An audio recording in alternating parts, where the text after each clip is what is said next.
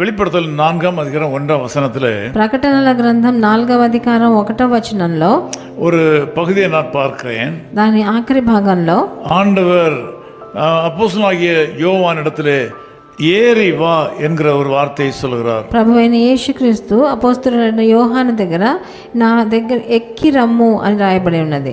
அப்போஸ்தலனாகிய யோவானிடம் தேவன் சொன்ன வார்த்தை இது. అపోస్తలుడైన యోహాను దగ్గర ప్రభువు చెప్పిన మాట ఇది. இங்கே ஏறி வா, ఇక్కడికి ఎక్కి రమ్ము అని. பத்மு என்னும் தீவிலே அப்போஸ்தலனாகிய யோவான் தனியே விடப்பட்டார்.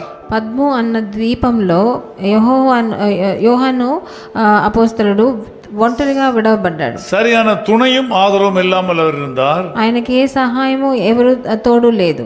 அவருக்கு தனிமை உணர்வு இருந்திருக்கலாம். ఆయన ఒంటరితనం ఆయన వాడించిందేమో. திடீரென பரலோகத்திலிருந்து ஒரு கட்டளை, எக்கால சத்தம் போன்ற ஒரு வார்த்தை அவருக்கு வந்தது. అకస్మాత్తుగా పరలోకం నుంచి ఒక ఎక్కాల ధ్వనిలాగా వినిపించిన పైన ఎక్కిరము అనే ఒక వచనం వినిపించింది. இன்றைக்கு பரலோக சத்தம் உங்களை சந்திக்கிறது. ఈ రోజు పరలోకం నుంచి ఒక శబ్దం మీకు వినిపిస్తుంది. ஆண்டவர் உங்களுக்கு ஒரு புதிய பாதையை திறக்கும்படியாக உங்களை அடுத்த நிலைக்கு வர சொல்கிறார்.